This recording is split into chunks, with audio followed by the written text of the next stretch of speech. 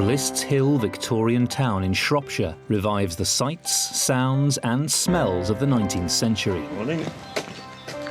At its heart stands the pharmacy, a treasure house of potions and remedies from a century and a half ago. Now, in a unique experiment, historian Ruth Goodman, Professor of Pharmacy Nick Barber and PhD student Tom Quick have opened the doors to the Victorian Pharmacy, recreating a high street institution we take for granted, but which was once a novel idea. They've brought the pharmacy to life, sourcing ingredients, mixing potions and dispensing cures. But in an age when skin creams contained arsenic and cold medicines were based on opium, the team are being highly selective. They're only trying out safe versions of traditional remedies on carefully selected customers. Whoa. The start was like the Wild West. People didn't know what was good and bad. Try and get a bit of speed up. Oh, there we go, yeah. The pharmacy was something that affected everybody's lives in one way or another. They're discovering an age of social change that brought healthcare within the reach of ordinary people for the very first time, heralding a consumer revolution that reached far beyond medicine to create the model for the modern high street chemist as we know it today.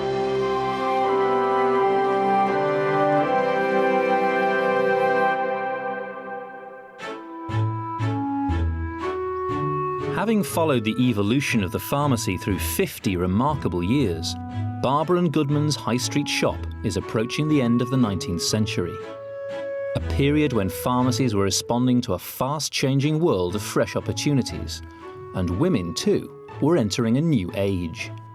Now we're sort of coming towards the end of this journey through the 19th century pharmacy. I really ought to have some clothes that are a bit more appropriate. At the end of the century, women in business, and of course, women were in business, were wanting to emphasise that sort of quality. So they started dressing in a much more man-like way to emphasise their sort of business credentials as such. So you get women's suits for those who wanted to show that they were, in the world of work, holding their own professionally alongside the blokes. Do you know, I think I could run the world of pharmacy dressed like this. The pharmacy has now moved into a new era of scientific understanding. Old ideas of what caused disease and how to treat it have faded away, and the foundations of modern medicine are firmly in place. But while other retailers had stayed fixed on their core business, pharmacies had seized every opportunity to expand their goods and services.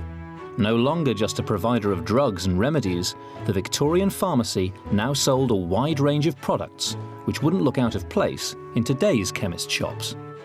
This is what the whole of the 19th century, in a sense, ends up as, isn't it? It's like a culmination. Bubbles up to this, doesn't it? And all of a sudden we have this scientific knowledge. The pharmacist has the expertise. We're stocking branded products, probably for the first time. We're not making them ourselves anymore. Pharmacists are starting to look like, well, department stores. An enterprising pharmacist used his chemical expertise and the materials he already had on his shelves to cater for one of the great growing fashions of the age.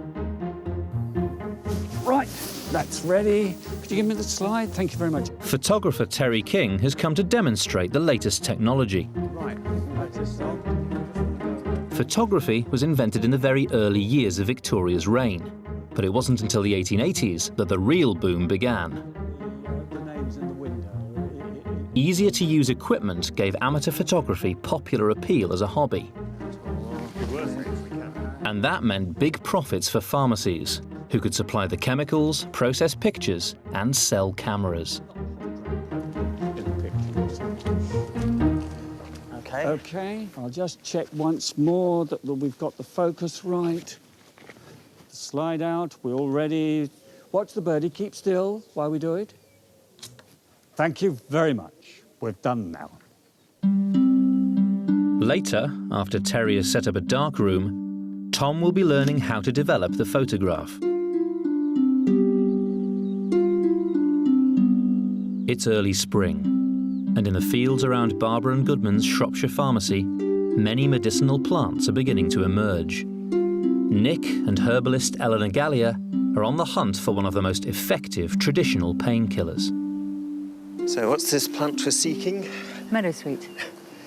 Filipendula almaria. Beautiful name. Beautiful name. I could marry someone called that. And what was it used for? Digestive, calming digestive, very popular in rheumatism, pain relief, diaphoretic, so used to help sweat out the early stages of a fever. Yep. I keep thinking I see little bits of it. It's very small at the moment. There's some here, actually. More of it here. So the effects depend partly on the time of the year when it's picked and obviously the parts of the plant which are picked. And was that something which herbalists and chemists and druggists would have paid attention to? Hugely, very, very important, and especially so when traditionally the herbalists were collecting their own herbs and then dispensing their own herbs and making up their own tinctures and medicines. So should we pick some meadowsweet then? Yes, let's. Remembering all the time that this is just the very young growth. And so this would help from diaphoresis and the sweating of an early fever. But really the main action, the anti-acid action, which is, it's got a lovely soothing action on the inside of the stomach. It helps the mucosa, the alkali, which actually protects the gut from the acid that's produced in the whole digestive process. And we're going to make an infusion out of it, make it like a tea? Yes. The key of making an infusion is always to make it in a warmed pot. With a lid. And that way yes, very important. And that way you preserve any of the volatile oils. Oh, right. Volatile coming from the vola, to fly. No, really? So the little oils, they're all longing to fly away. You give them hot water and off they go. So you have to quickly catch them with a lid.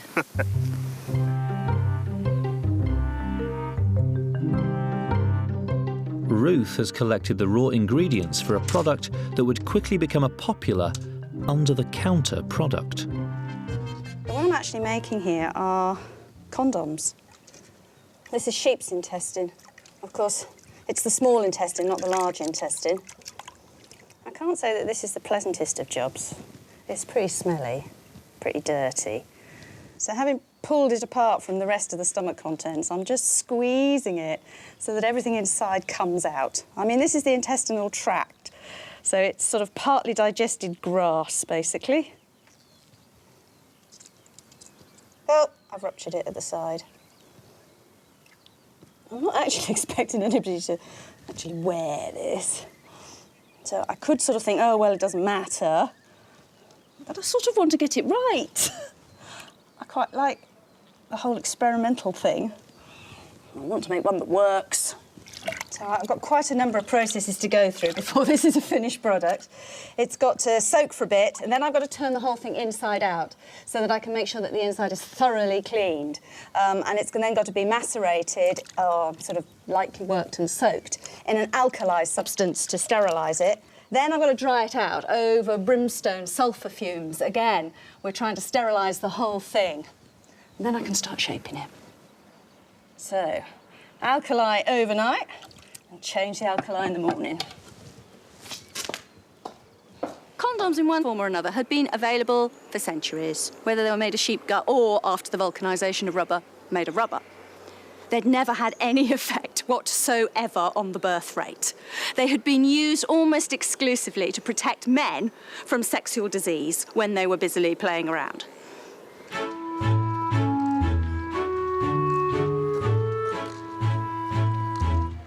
Keen to exploit every business opportunity in the 1890s, pharmacies began offering another new service to their customers.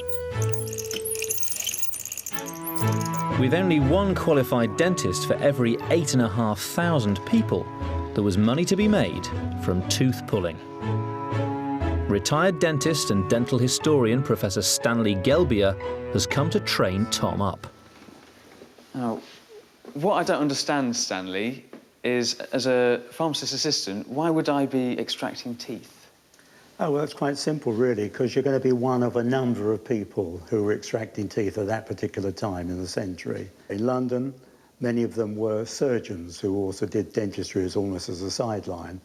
As you got outside London, you had a variety of other people. You had blacksmiths. Blacksmiths could make the tools in their forge, and then they would actually use them. Some were wig makers, silversmiths, Whole load of different people. There must have been quite a market for it. I mean, what state were Victorian people's teeth in at this time? Well, a lot of people had bad teeth. The problem was sugar, as always. Their mouths were often full of bad teeth. They had pus draining into their mouth through gum borers, etc. So it's quite horrific and quite smelly.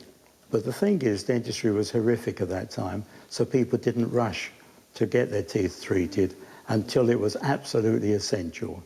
Right, so shall we just have a go and see how I go about this then? So what would I be using here? Why don't we try out one of the keys? The brutally efficient dental key was the weapon of choice for extracting diseased teeth. Some of the earlier ones wouldn't have had a handle, just a straight piece of metal. And this is more sophisticated, more comfortable, and you get a better grip. Why don't we try it out on your finger first? OK. So there we are. All right. We won't take your finger off, and I'm just hooking it over, so we can see that now. And you'll feel, as I slowly turn, feel the grip, very tight. Actually, yeah, it's so it won't do any more. Gets there. Right. You have a try. OK. Try it on this. So I need to go around the back here then? Well, no, you can't do that, because that'd be the back of the head, the throat. So you need to go in through the mouth. Right, OK. Which is the front. Get that gripping on the tooth. Oh. Right? Yeah. And then when you grip, quick yank. That's it, it's gone. Wow, yeah, you can see how that would do quite a lot of damage. That's right. And more often than not in the tooth comes out. Sometimes the tooth breaks, sometimes it comes straight out. But often you damage the gum around the tooth and the bone around the tooth. But it was really horrific. Remember, this is a day when there were no anaesthetics, so it really was painful. That's not a friendly technology for your mouth, not at all. To avoid the terror of tooth pulling, wealthier customers might lavish some care on their teeth with a tooth powder or dentifrice, specially prepared by their pharmacist. What I've been doing is grinding up some myrrh, and we're going to use it to make a dentifrice, which is what they use before they use toothpastes. It's a powder, a mixture of various things, which I'm going to be bringing together. At this stage, they didn't use toothpaste because of a practical reason, which is, in particular, they couldn't get tubes, which we're so used to now. It was only when soft metal tubes were made available in about the 1890s that they could put toothpaste into these tubes and be able to have them sealed and used in the way which we're so used to now. First thing I'm going to do is mix some chalk together with some peppermint oil. Some of the orris root. This is a plant substance. We got some lumps in here because of the mixture of the oil and the chalk. Sort of binds it together and makes it a bit lumpy. We'll try and get rid of those, but we will be sieving it before we give it out, before we produce it as a final product. Pharmacists would sometimes add ground cuttlefish, brick dust, and even crushed china to their tooth powders for extra abrasive effect. We've got some soap flakes coming in as well. And soap was used, as you can imagine, to clean the teeth. But the art of mixing is extremely important. There's no use having a dilution of something if you end up with a very concentrated part of it, which is poisonous or dangerous in some ways. I'm worried that it's going to be given to someone. I'll be rubbing some on my own gums before I'm giving it to anyone else. And that sense of responsibility was there all the time. That's why that whole concept of checking is so important in pharmacy, because you only have to make the sort of careless error we all make in other aspects of our life, and you can severely harm someone. But we're getting close to be ready to try it. I'll try sieving down a small amount. That's looking good. Hello, Helen, how are you? So this is what I'll be testing then? It is indeed, it is indeed. It's very kind of you to volunteer to try this. Helen Wright is a researcher of dental diseases and the perfect customer to assess the quality and appeal of Nick's concoction. It would be presented in one of these little pots, and then you'd have a toothbrush. I've got a lovely selection of toothbrushes here. Mm-hmm. So are you ready to give this a go? Yep. Well, pick a toothbrush. I'll have this one here, it's nice and small. And give it a try, see how I don't know how much sticks on. I have to say, Yeah, it seems to stick quite well to the toothbrush. All right, good. There we go. Right, here we go. Let me give it a try as well. Put some on my finger. He's still standing, that's a good start. What's it like? You can dare, it's got a definite sort of zing to it, hasn't it? I can feel the inside of my lips and my gums tingling Yes, with, the, it's a real, with that. That'll be the myrrh doing that. I'm just waiting to see if there's a secondary kick. I can smell the peppermint. You definitely smell. You can't taste it too much, though. No. And you can feel it sort of gritty on your teeth as well. I certainly can with my finger. They As feel if it is. nice and clean using the brush, though. Yeah. I think we might have a product here. I've got a pot here for you to take away. And a toothbrush as well. Thank you very much. Thanks very much indeed for coming in. Bye-bye. Bye-bye.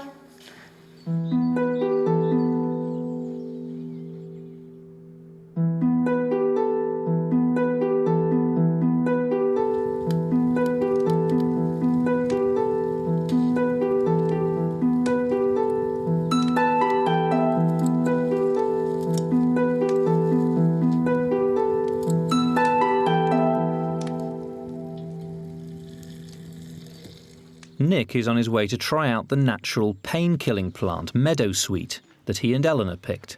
Hello, Eleanor. How are you? Perfect time when kettle's just boiled. Oh, fantastic. So, any chance of some of this meadowsweet tea, then? For sure, for See sure. what it was like being a Victorian taking a natural medicine. Yes. For you to experience it. Just warm the pot. It was quite difficult in Victorian times with pain control. I mean, partly pain was thought to be there, sent there by God, so there's an issue about it. Yes, when they introduced chloroform to stop the pain of childbirth, there's a lot of religious leaders who were against it, saying it was stopping God's work being done. So there was quite a barrier to it. And so the movement against it was quite strong. You know, people were saying, this is against God's way. Most of the natural products that were used for pain control, where they were only natural products, were basically opium and cannabis. And Queen Victoria had cannabis for her period pains. Yeah, what do the vicars say about that? I don't know. I think perhaps I didn't tell them. Fantastic. Thank you. Meadowsweet tea. It's quite restorative as just a smell, isn't it? Yes, it's lovely. Almondy. Good health, Nick. Cheers. Good health. This is very good. I was prepared for a bit of a witch's brew, but this is good.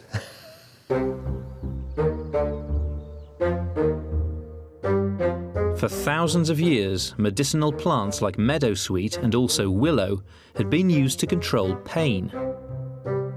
But by the end of the 19th century, scientists had discovered that the plant's pain-killing properties were due to a chemical called salicylic acid, and it could be extracted using the latest laboratory techniques.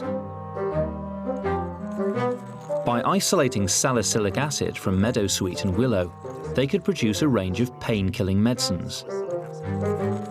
It is the key ingredient in modern, non-prescription painkillers, such as aspirin. This is a source of salicylic acid. It's willow bark. Oh, right, just from normal willow trees. Normal willow trees. That, if you chew it, it's quite bitter, isn't it?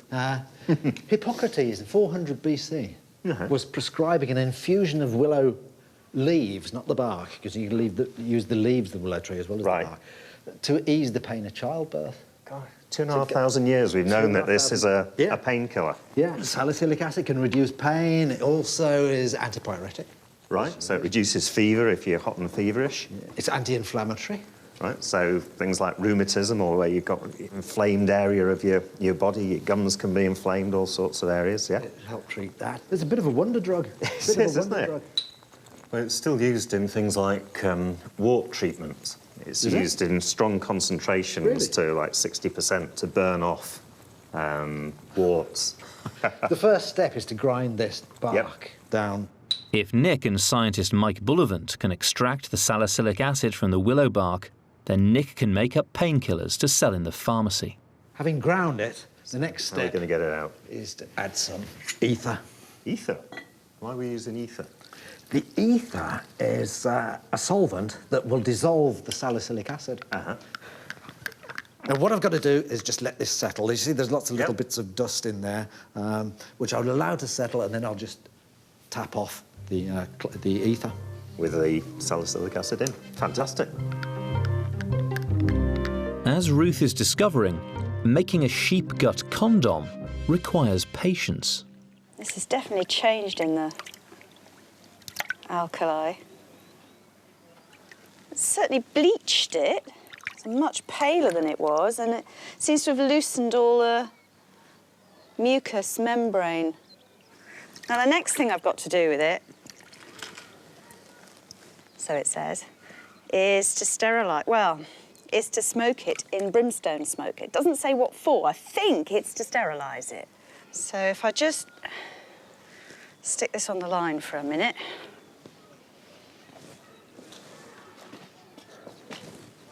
Blech. Brimstone, of course, is sulphur. So I went and got some of that out of the lab, just plain old sulphur, and I've got to burn it. I also found in the lab this sort of Victorian sort of smoke vessel. So what I've got to do is make the smoke inside there with all of that hanging in there.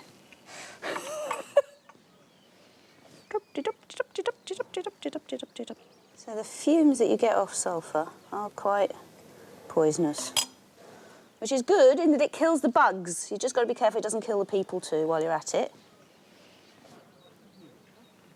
Okay, that's starting to look a bit more active, isn't it? There it goes. Lid on. It's quite weird, isn't it? Making condoms and it looks like some sort of laboratory experiment you did at school. The fumes seem to be clearing, so presumably that's that. Just got to wash them out now and cut into lengths. I don't want to offend my customers by making them of an inappropriate size. Okay. Tied. Oh, my goodness, I don't want to do this bit. I really don't want to do this bit. I've got to inflate them, it says, so that they can dry to size. That is just too weird for words. Hang it on the line and let it dry. A finished sheep gut condom would not have been cheap, so the custom generally was to wash them after use and keep for next time. Towards the end of the 19th century, a new alternative to tooth pulling arrived. For those who could afford it, there was now the option of a filling, thanks to the dental treadle drill. So I think the only thing we haven't talked about is this instrument here. Right. And I suppose this must be, is it the treadle drill? This is called a treadle drill. Till about 1870, you didn't even have this sort of drill. And it works simply on the basis you're going to put your foot up and down on the treadle. This revolves, comes right round here, drives gears in there, right down to the handpiece. Oh, it's a skill getting it started. It is indeed. Often if you twist that, so you start that off like that. And that may get you going. You've got to keep up the motion. Oh, quite. Yeah, there we go. Not easy. Good, you're doing well. Got to get your timing right on this, That's correct. So you've got to concentrate on that, concentrate on your hand, concentrate on the patient's mouth. And also all the time trying to instill some sort of confidence in the patient, yes. I suppose, isn't it? We've got to think about so many things at once. Absolutely here, right. You know, I mean, the thing is, the faster you go, the better it is, because there's less vibration on the tooth. All right, well, this is still quite a lot, but try and not get a bit of speed up. Oh, that's there you go, right. yeah. You've got the speed. That's good. Keep it up. Yeah. Now and I've then done that. slowly get that onto the tooth. That's good. The faster, the better. Oh, you could really get a... Yep. Kind of vicious, isn't Starting it? to cut, though. That's it. Oh, missed a little bit. Oh, straight in. Great. That's looking really professional now. But you think of the vibration you can feel, and the patient will feel it even more. Yeah, right. So there's terrible vibration. Oh, jaws moving, right. Yeah. Now you can see the dust coming up. Feel it like a... And of course you have to remember not to carpenter. blow if it's a patient's mouth. Yes, that's a good point. So, yeah... You'd have something called a chip syringe just to blow it. And see how you just... It's really difficult to be accurate there. You sort of go all over the place. Absolutely. Sorry, sir, I've scratched your teeth a little bit. And you're dealing with a patient who'll be moving around the whole time. You've knocked the tooth out. Oh, no.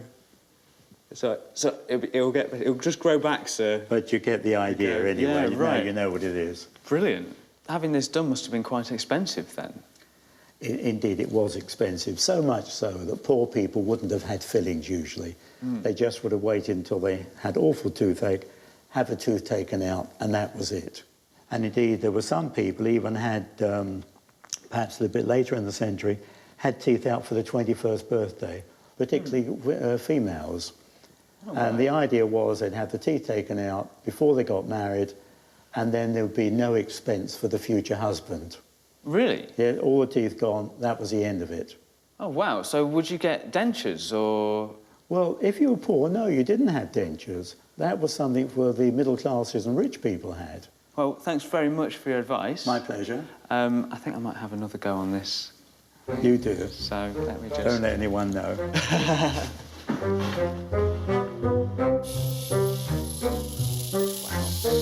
I'm getting better at it now. You are? Yeah. I think I would have been an over-enthusiastic dentist. I think I would have quite enjoyed looking for the slightest problem that I could go and fix. So I think I'd have a problem in terms of, like, laying off the teeth, because I really enjoyed using that drill.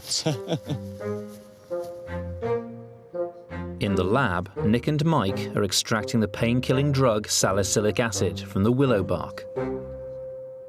What's the stuff in the funnel there? It's a little wad of cotton wool. I'm passing the solution through a little wad of cotton wool, and that will filter off the fibres, or any fibres that are suspended in the ether solution. But what's coming through the filter funnel should be an ether solution of salicylic acid and other things.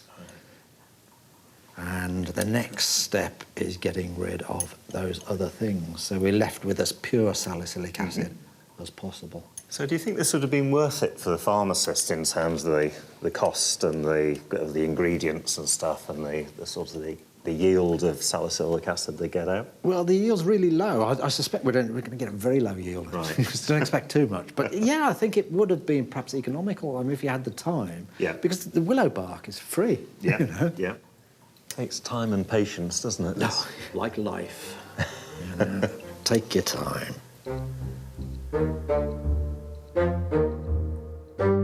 Separating from a little bit. Okay. So in goes the ether, and salicylic acid and other things. And other things. To isolate the salicylic acid from all the other chemicals in the bark, it's first turned into a salt by adding sodium carbonate, better known as washing soda. So if I give it a good shake, that's just getting the two layers and mixed up as much as you possibly can. The two layers are separated out.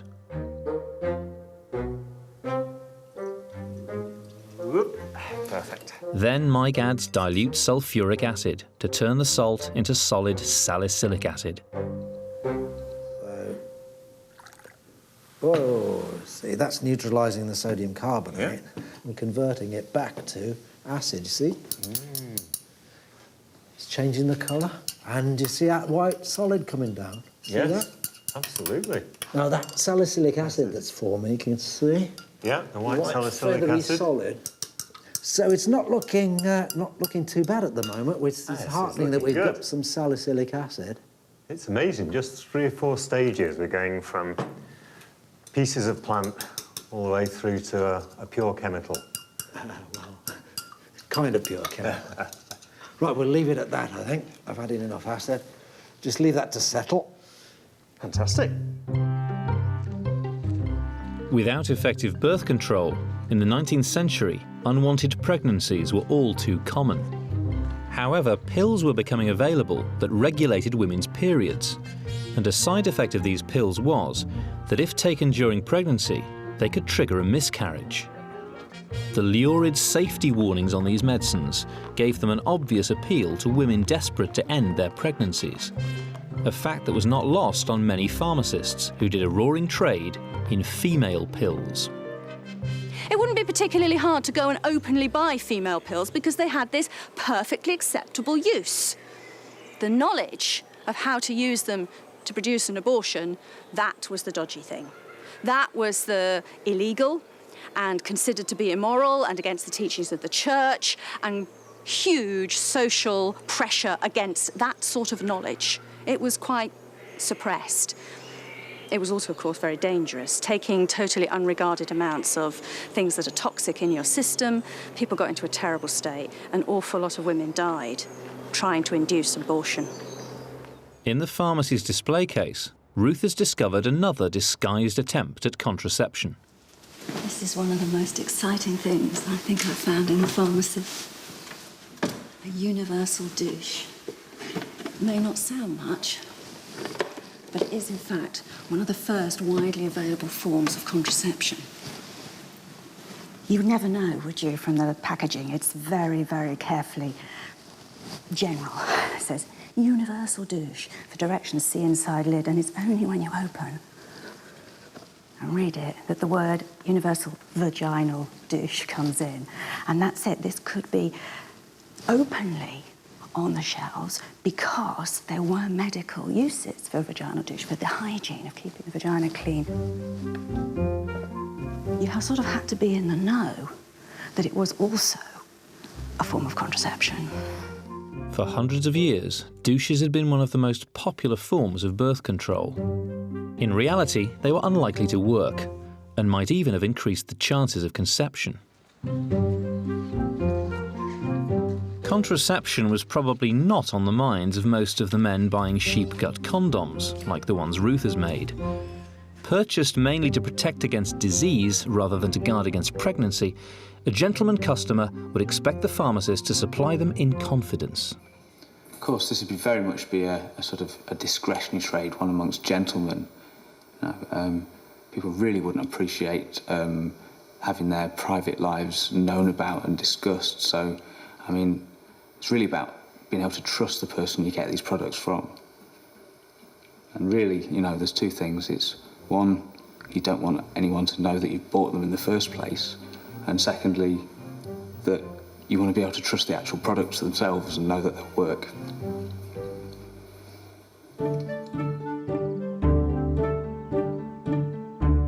In a time when most people walked everywhere, relief from foot pain was in high demand.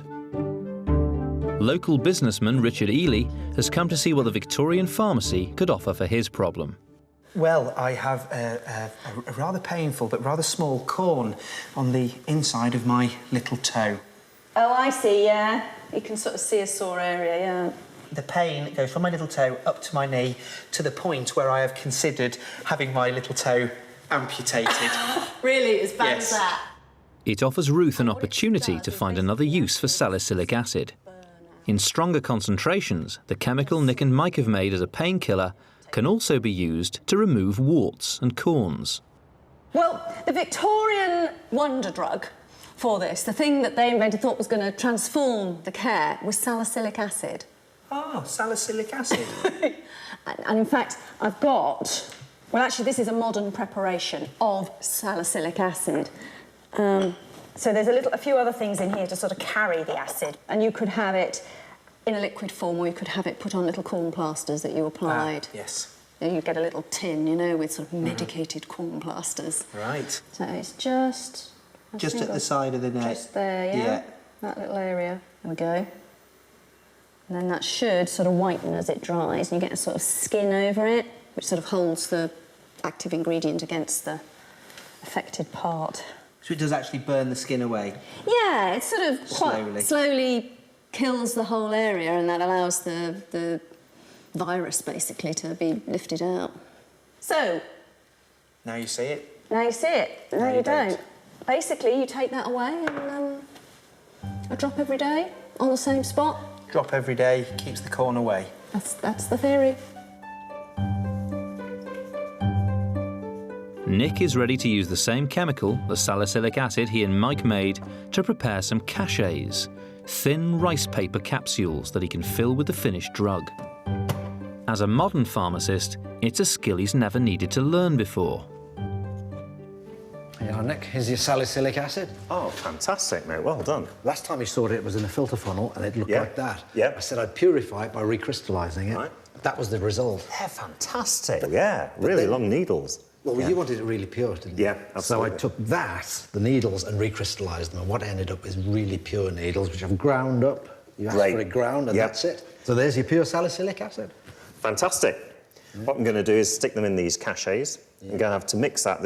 It'd be such a small amount in each one. I'm going to mix it with something which is OK to swallow, like citric acid. Grind them together, make a nice mixture, and then we just put an amount in each of these cachets. And then we put the other half in this, close it up, and they stick together. You know those sweets, like flying saucers, they were called, like, or spaceships? Sherbet. Yeah, absolutely. Two halves of rice paper with some sherbet in the middle. You used to stick them in your mouth, and it used to dissolve, and the sherbet would be released. Because this rice paper is, you know, as you know, once it gets wet and a bit of acid on it, it will fall apart and release the powder. God, ready for action. Oh, well. Well, there you are. Don't use either of those because they're impure. Yep. That's what you work with. Brilliant. Thanks very much, mate. See you later.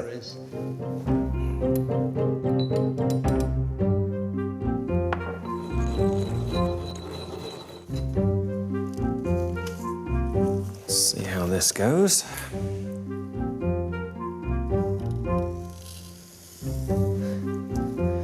This will be the top half of each cachet. They're quite delicate, so I'm a bit worried about cracking them. I don't quite know how far to press them in. They're quite a tight fit.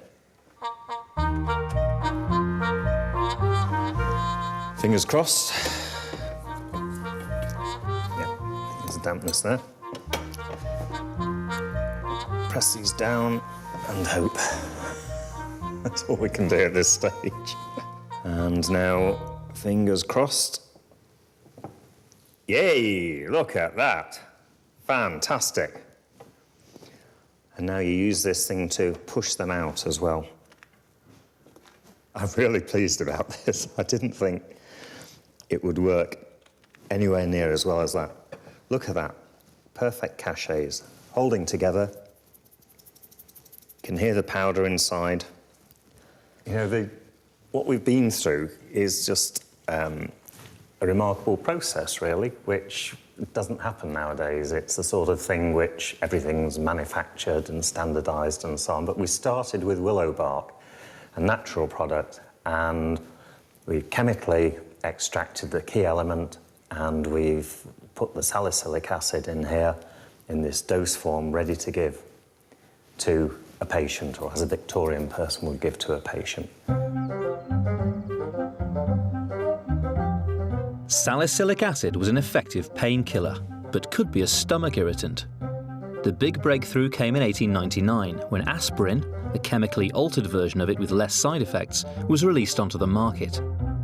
Whatever the content, cachets allowed pharmacists to dispense a pre-measured dose. The practical problem for the patient was swallowing them. Student Tom Chandler has volunteered to try one out. Powders put inside, two halves. The texts of the time say just take it down like an oyster. OK. Is there any more advice than that you can give me? If you're not an oyster eater, it's not very helpful, really. But I think you're going to have to work it out for yourself. Are you willing to give it a go? Yeah, why not? OK. There you go. So dunk it in the water. OK, just get a bit wet. That's it. Is that enough? OK. Yep. Then in your mouth, back of the tongue. OK. And swig it down, swallow it. Oh. Feels like it's stuck about here. Oh, my goodness. It's big, isn't it? Yeah. You wouldn't get a modern tablet that size. No. But as it softens with the water and the moisture of your body, it will start deforming and be easier to go down. Yeah, I can feel it sort of like moving. Whereabouts is it now? I think it's about here. It's going slightly lower. Well, it'll work its way down, and in reality, you'd have a biscuit or a piece of bread with it, or something like that, if it was stuck, and then it just sort of physically knocks it down into the stomach. There we go. And then dissolves there and releases the drug, and then cures your headache, hopefully. Oh, thank you very much. But I bet you're glad science has moved on and now we have aspirin tablets. Oh, yes, I'm so glad. The little small things rather than those, yeah, definitely.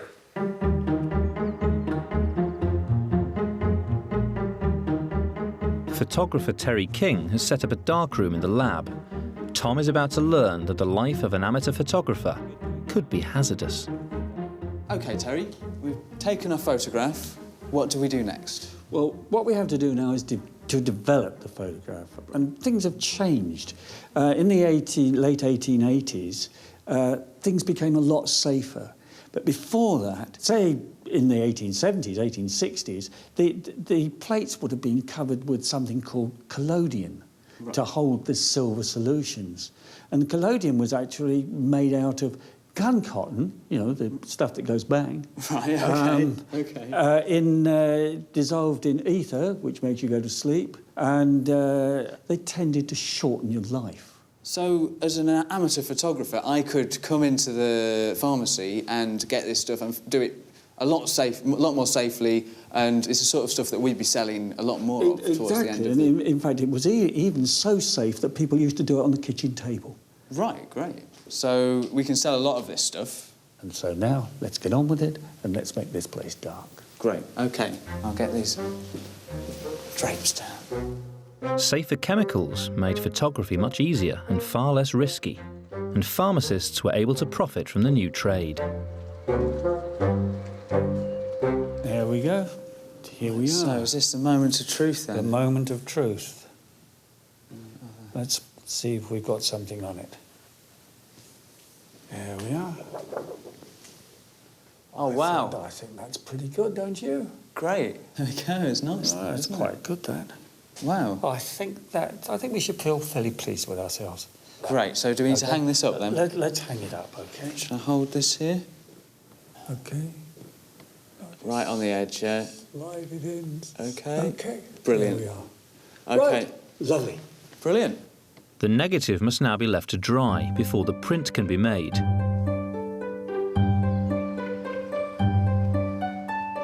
Towards the end of Victoria's reign, an emerging middle class with an increased disposable income looked to the pharmacy for more than just cures.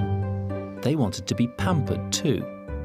The pharmacist's expertise with chemicals left them well placed to take advantage of this consumer boom. Perfumier Alec Lawless is going to give Ruth a lesson in perfume making. You brought some amazing stuff in here, Alec. This is things from the perfumier's trade, yeah? Things for making perfumes. And I suppose in the earlier periods, perfume was very much the reserve of the super rich, yeah? Yes, yes. And then that changes now? It changes dramatically. What characterised this age was the beginning of mass production and branding.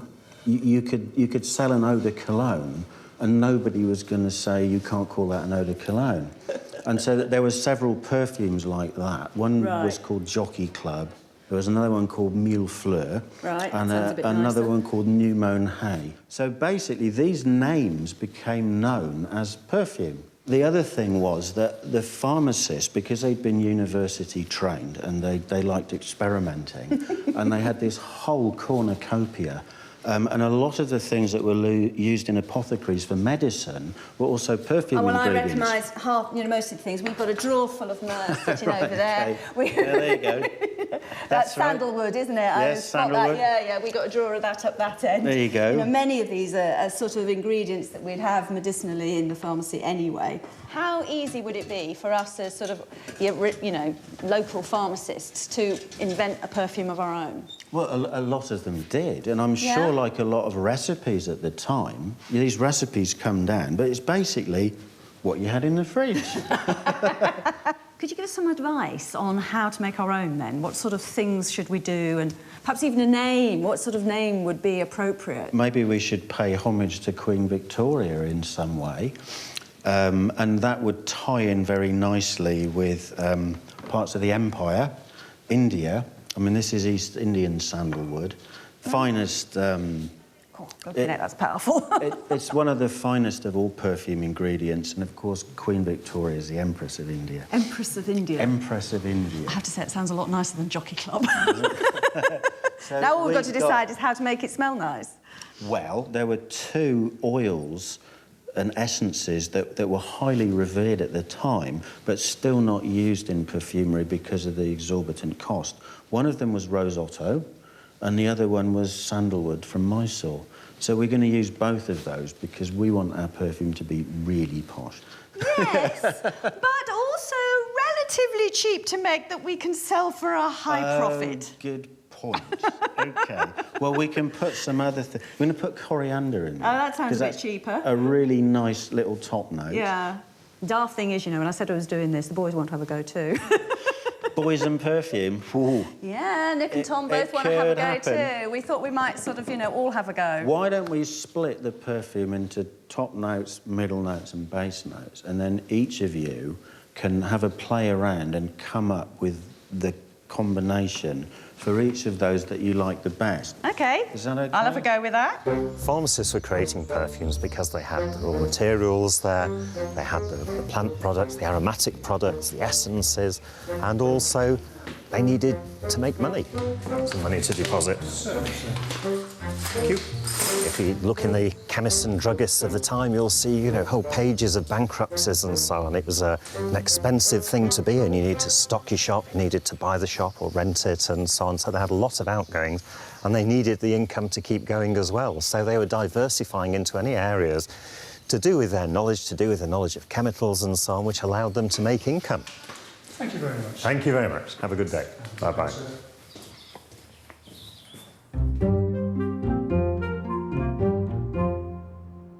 In the lab, Tom's photography lesson is about to reveal a snapshot of Victorian society.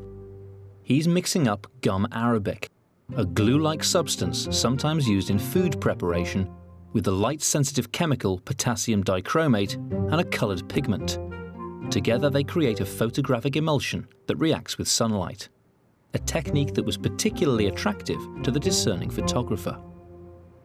So this idea of, I don't know, making up almost a paint, isn't it? Yeah, that's right. This is the sort of thing that amateur photographers will be doing. Well, funny enough, it wasn't. Well, what was happening was that all the amateur photographers had got Mr. Kodak, Mr. George Eastman, and all the posh people thought, oh dear, all these nasty lower orders are making photographs, and we've got to do something more arty. And this was a way of making photographs look like paintings, which is essentially a photographic watercolour.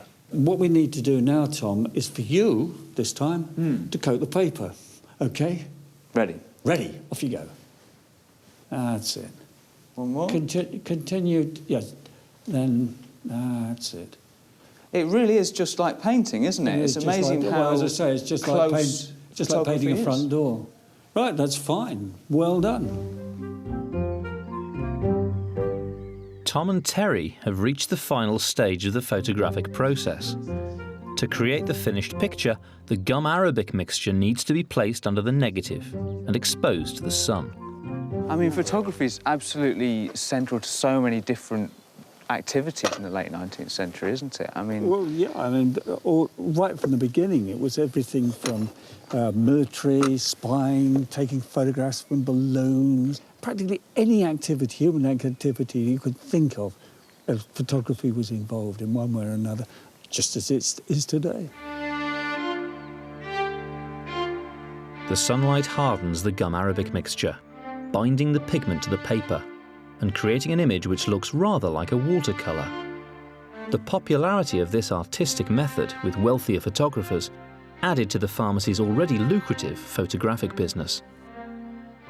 I can now remove the glass and the negative, and there we have. There we go. And there we have an image. And what we want to do now is to wash away the softer parts so that we get an image with more contrast.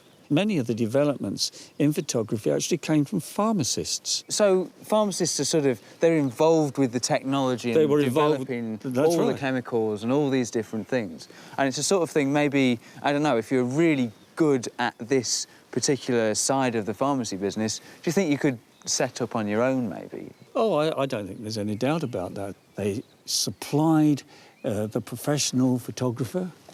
Oh, yeah? And, of course, millions of amateur photographers throughout the world.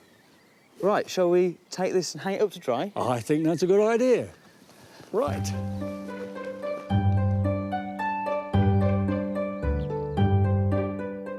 Nick, Ruth and Tom are receiving a crash course in perfume making as they try to create a scent that would have appealed to the Victorian nose. 19th century perfumers applied scientific ideas to the ancient art of perfume making. They used musical terms to describe how a scent should be constructed. This symphony of smell was made up of 3 separate mixtures of fragrant oils, known as the top, middle and base notes, which evaporate at different rates on the skin.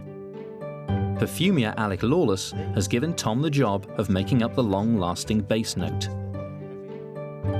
It seems like 2 of these are a lot stronger than the other 3. Yes. And I was wondering, like, if I'm sort of making, is it the base note? Yes, yeah. What's the idea? Is it... These things are the most tenacious, and the reason for that is that they're heavier molecules in either the top or the middle notes. OK, yeah. So they're going to retard the evaporation of the perfume. Oh, so it's the sort of bits that comes out last, basically. Yeah, that's exactly right. So this will be what's left on the skin. Now, all of these... Nick has been entrusted with the most expensive ingredients. The smell is so intense that it was sort of driving out anything else that's taken it. These are the middle notes, so it's the floral heart, the main personality of the perfume. And these guys are really expensive. Right. The powerful fragrances are proving a little too much for Ruth. The lady is very sensitive and delicate. You told me these were not overpowering. You lied. Oh, really? They are really... Sorry. OK. Well, you're obviously incredibly sensitive. Well, I smelt all 4 of them first, by which time my nose was beginning to burn. Yeah, OK. And then I thought, well, the one I liked best still was the bergamot oil, so I put more of that in. And you'd mentioned that the lime was particularly strong, so I put least of that in. Yes, I'm going to go for that one. I ought to smell it then. OK. So... They're still being masked by those, that's the thing, you see. I have to get somewhere where there isn't already a smell. Oh, bless. Ooh. That's very orangey, isn't it? If the team's efforts can be combined into a popular perfume, then the Empress of India scent could be a real money spinner for the pharmacy. Now, in order to have this some sort of structure, these would be blended roughly.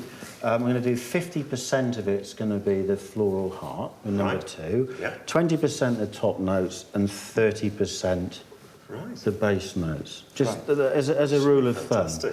And I'm also going to put some musk in there. And 1 or 2 other things. And then... Make it into entirely... Well, they were too expensive to let you play with. Alec blends the 3 sets of fragrant oils together to produce the finished perfume.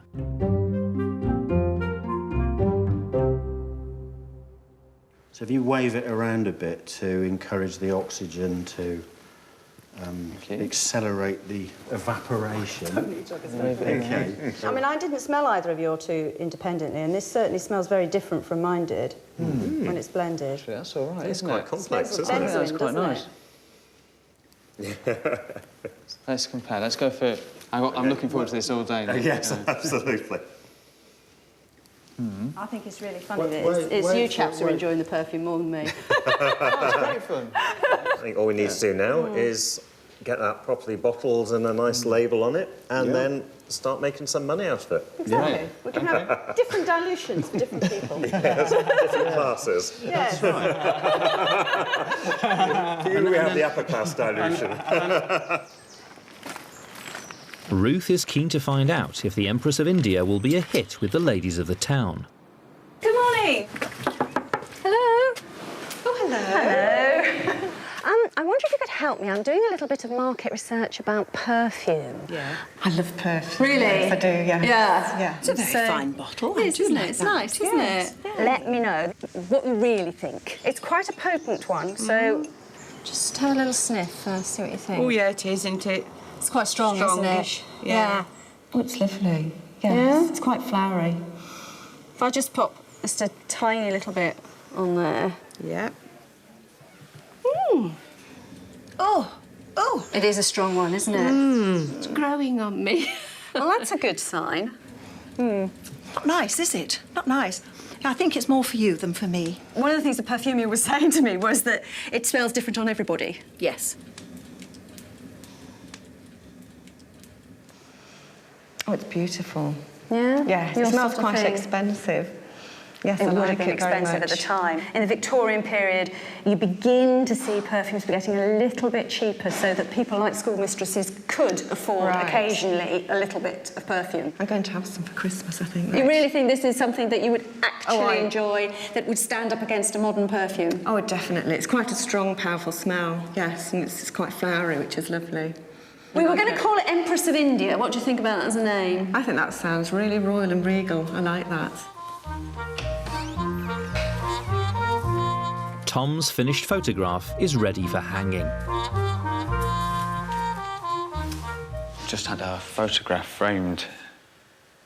Really proud of it, actually. I mean, it was such a long process to make, very much more involved than I imagined. It was more sort of painting a watercolour than anything else. I mean, very different to the sort of point-and-click cameras photography we do today. I mean, the idea is we'll put this on the wall, and people come in and say, "Oh, that looks great. How did you, you know, how do I get to make something like that?" Yeah. See this shop, and then us in the middle there, looking a little bit like ghosts, you know. Yeah. Nick, Ruth and Tom have traced the evolution of the pharmacy through more than 60 years of Victoria's reign, reliving a revolution in public health care that put a chemist's shop in every town in Britain. Today's modern pharmacy stocks a vast range of consumer goods, and this is a direct result of the entrepreneurial spirit of the Victorian pharmacists. By the death of Queen Victoria in 1901, the pharmacy was forever established as the high street institution we know today. I'm about finished back here. How are you doing? Yeah, I think I'm pretty much done here. Yeah. Been a long journey, hasn't it? I'm never going to go into a pharmacy with the same eyes again. Never. I mean, you take it for granted. It's one of those things that's always there. Oh, they are. Wow, look at that. That's rising. I think I value the skills and the experience and the expertise of pharmacists so much more than I did before we started. The 19th century, there's so many different things going on. You know, it's a place of scientific exploration and commercial development and all these different themes that you don't think about when you just go into the pharmacy. Go on, Tilly, just for us. I think I'll take away pride in the fact that chemists are a retail environment. Here we have some, and that's not something to be ashamed of, it's something to be proud of. It's something which brought health to the masses in an accessible, effective way, and it's something we should be proud of and celebrating.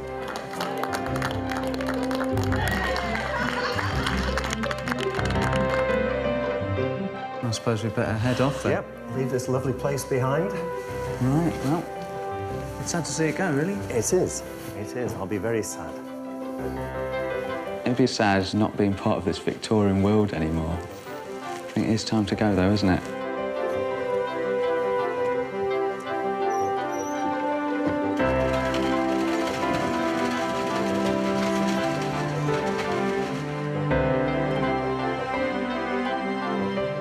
BBC Two examines selective schools as a new 3-part series follows 4 children through their final year of primary to 11+ results day. Grammar schools, who will get in tonight at 9.